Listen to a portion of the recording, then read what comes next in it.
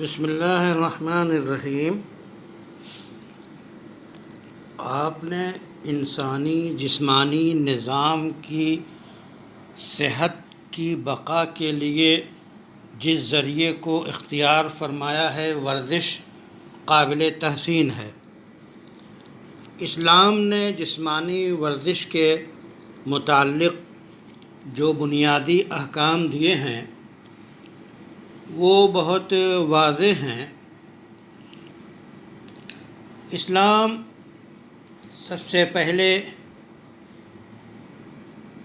اخلاقی حدود میں رہ کر کھیل کود، زندہ دلی، خوش مزاجی اور تفریح کی نہ صرف اجازت دیتا ہے بلکہ حوصلہ افزائی کرتا ہے۔ مفید کھیلوں کی حوصلہ افزائی بھی کی گئی ہے۔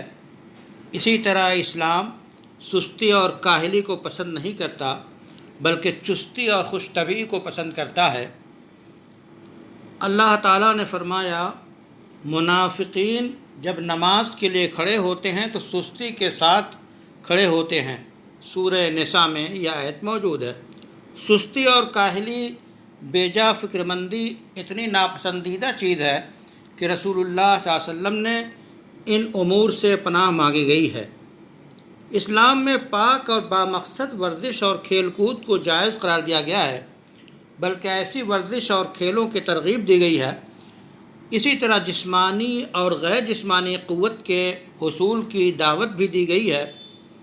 اللہ تعالیٰ نے فرمایا ہے، اپنے نیک بندوں کو حکم دیا ہے کہ طاقت بھر قوت کی تیاری کرو۔ حضور صلی اللہ علیہ وسلم توانا اور تندرست مومن کی تعریف فرمائی۔ آپ کا ارشاد ہے کہ کمزور مومن کے مقابلے میں طاقتور و توانا مومن بہتر اور اللہ کو پسندیدہ ہے۔ امام مسلم نے یہ روایت کی۔ قوت سے مراد جسمانی قوت کے ساتھ ساتھ ہمت، حوصلہ، شخصیت اور ارادہ بھی مراد ہے، تاکہ اس کے ذریعہ بندہ عبادت کے تقاضوں کی تکمیل کر سکے۔ واضح ہے کہ اسلام کی اعتدال پسندی کا اثر ہے کہ رسول اللہ صلی اللہ علیہ وسلم اور اسلاف امت کی زندگیاں جہاں خوف و خشیت اور زہد و تقویٰ کا نمونہ ہیں، وہیں تفریح، خوش دلی، کھیل کود کے پہلوؤں پر بھی بہترین اسوہ ہیں۔ اسلام انسان کو ایک بامقصد زندگی گزارنے کی ہدایت دیتا ہے اور کھیل کود اور لہو و لعب پر مشتمل زندگی کی مذمت کرتا ہے۔ بامقصد زندگی جس کی اساس اور بنیاد اللہ کی خوشنودی کی جستجو، آخرت کی تعمیر کی فکر مندی، دنیا کو بہتر سے بہتر بنانا، انسانیت کے فروغ کے لیے کوشاں رہنا اور غفلت و بے پرواہی سے دور رہنا ضروری ہے۔ لہو و لعب سے اور فضول باتوں سے اعراض کرنا ضروری ہے۔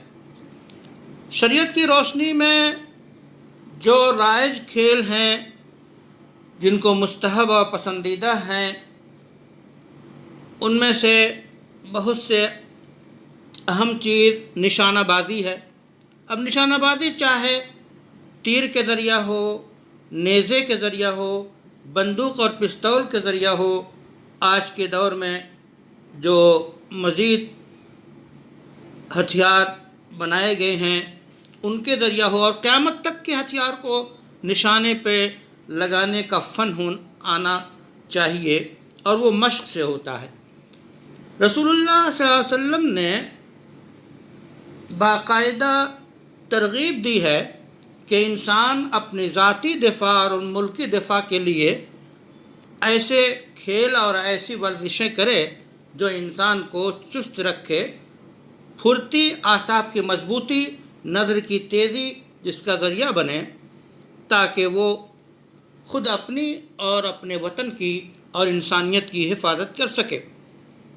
اس میں سے ایک اہم چیز جو آج بھی باقی ہے، گھڑ سواری کا کھیل ہے۔ اسلام کا پسندیدہ کھیل ہے۔ جسم کی پوری ورزش کے ساتھ انسان میں مہارت، ہمت، جرأت، بلند حوصلہ جیسی بہتر صلاحیتیں پیدا ہوتی ہیں، اور خود اپنے اور ملکی دفاع کی یہ چیزیں کام آتی ہیں۔ اسی طرح اور بھی صحت اور توانائی کو کے مطابق ہلکی پھلکی دوڑ لگانا بہترین جسمانی ورزش ہے۔ کھانے کے بعد چہل قدمی بڑا پرانا نسخہ ہے۔ اس کی افادیت پر سارے علماء اور میڈیکل سائنس متفق ہیں۔ احادیث میں بھی باقاعدہ اس کی ترغیب دی گئی ہے۔ رسول اکرم صلی اللہ علیہ وسلم فرماتے کہ اپنے گھوڑے کو سدھانا یہ اہم چیز ہے، نشانوں کے درمیان پیدل دوڑنا، تیراکی سیکھنا، یہ چیزیں حدیث کی کتاب کنز العمال میں نقل کی گئی ہیں۔ ایسے ہی دوڑ لگانا، پیدل دوڑنے کی افادیت بھی اہم ترین ورزش ہے، انسانی جسمانی نظام کو واقعی رکھنے میں کردار ادا کرتی ہے۔ صحابہ دوڑ لگایا کرتے تھے، آپس میں مقابلہ ہوتا تھا باقاعدہ۔ حضرت بلال ابن سعد کہتے ہیں کہ میں نے صحابہ کرام کو دیکھا کہ وہ نشانوں کے درمیان دوڑتے تھے اور بعض دل لگی کرتے تھے، ہنستے تھے، ہاں جب رات آتی تو عبادت میں مشغول ہو جاتے۔ پیدل دوڑ میں مثالی شہرت رکھنے والے صحابی حضرت سلمہ ابن اکوع ہیں۔ ایک سفر میں چلے جا رہے تھے اور فرمانے لگے کہ ایک انصاری نوجوان بھی تھا جو پیدل دوڑ میں کبھی کسی سے مات نہ کھاتا تھا۔ وہ راستے میں کہنے لگا، ہے کوئی جو مدینہ تک مجھ سے دوڑ میں مقابلہ کرے؟ ہے کوئی جو دوڑ لگانے والا؟ سب نے اس سے کہا، تم نہ کسی شریف کی عزت کرتے ہو اور نہ کسی شریف آدمی سے ڈرتے ہو۔ اس نے پلٹ کر کہا، ہاں اللہ کے رسول کے علاوہ مجھے کسی کی پرواہ نہیں۔ میں نے یہ معاملہ رسول اللہ کی خدمت میں رکھتے ہوئے عرض کیا، میرے ماں باپ آپ پہ قربان ہو، اجازت دیجیے میں ان سے دوڑ لگاؤں۔ فرمایا ٹھیک ہے تم چاہو۔ چنانچہ میں نے اس سے مدینہ تک دوڑ لگائی اور جیت گیا۔ یہ بھی صحیح مسلم نے روایت کی۔ اب ظاہر ہے کہ دوڑ لگانا ایک بہترین جسمانی ورزش کا ذریعہ ہے۔ اسی طرح عبداللہ ابن عمر کہتے ہیں، عمر فاروق اور زبیر ابن عوام میں دوڑ کا مقابلہ ہوا تو صحابہ میں دوڑ کے مقابلے۔ اسی طرح نیزہ بازی اور بھالا چلانا ایک مستحسن عمل ہے۔ ام المومنین صدیقہ عائشہ فرماتی ہیں، خدا کی قسم میں نبی کریم کو دیکھا، آپ میرے حجرے کے دروازے پر کھڑے ہو گئے جبکہ کچھ حبشی نیزوں کے ساتھ مسجد کے باہر صحن میں نیزوں سے کھیل رہے تھے۔ رسول اللہ صلی اللہ علیہ وسلم نے اپنی چادر سے چھپا رہے تھے اور میں آپ کے کان اور کندھوں کے درمیان حبشیوں کے کھیل کو دیکھ رہی تھی۔ ظاہر ہے کہ نیزے کی یہ مشق اعلیٰ جسمانی ورزش ہے۔ ایسی تیرنے کی مشق، اسی طرح اور بھی ایک انسان کا طبعی امر ہے۔ آج کل کی جنگوں میں سمندر کی ناکہ بندی کو دفاعی نقطہ نظر سے بنیادی اہمیت حاصل ہے۔ اسی طرح تو یہ سب چیزیں ایسی ہیں، اسی میں کشتی اور کبڈی کے کھیل بھی بہترین ورزش ہیں، اور جن کھیلوں کی احادیث میں اجازت دی گئی ہے، اصول یہ ہے کہ ہر وہ کھیل جو جسمانی نظام کو درست کرتا ہو وہ شریعت کے کسی اصول سے ٹکراتا نہ ہو، نہ وقت ضائع ہو اس میں، نہ اللہ کے ذکر اور نماز اور جو ہے دولت کے بے جا استعمال، جیسے کہ شطرنج ہے، کبوتر بازی ہے، جانوروں کو لڑانا ہے، یہ چیزیں ممنوع ہیں۔ اسی طرح تاش کی مختلف قسمیں یہ بھی ممنوع ہیں جوئے کے ساتھ جو ہوتی ہیں۔ اور تو گویا ورزش کے جتنے بہتر طریقے ہو سکتے ہیں اصولی طور پہ اسلام ان کی جو ہے ترغیب دیتا ہے اور جسمانی نظام کے بقا اور ارتقاء کے لیے حوصلہ افزائی کرتا ہے۔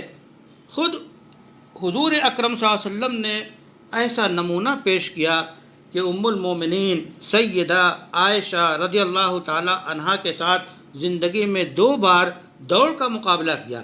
ایک بار آپ صلی اللہ علیہ وسلم جیتے، ایک بار عائشہ رضی اللہ تعالی عنہا جیتی۔ تو یہ ورزش کی ایک اسپرٹ ہے جو انسان کے اندر توانائی اور قوت بھر دیتی ہے۔